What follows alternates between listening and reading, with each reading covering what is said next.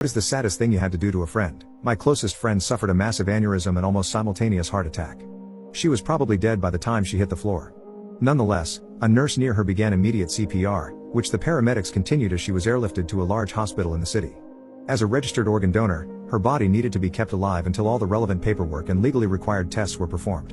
Her husband called me and I got to the hospital as fast as I could. Her family were grieving in the waiting room and unable to face going into the ward. I went in and sat with her. I got the nurse who had kindly washed her hair to snip half a dozen locks, which I had tied with red satin ribbon, red being her favorite color to wear, and placed in little organza bags to give to her family.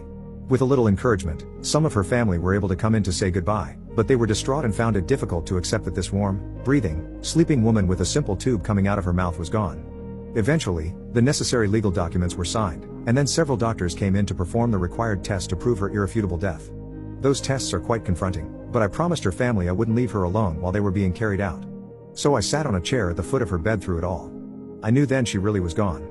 The doctors finished and left and I held her hand and kissed her forehead. I was able to reassure her family that she had indeed passed. She wasn't just my friend. She was the closest thing to family that I had.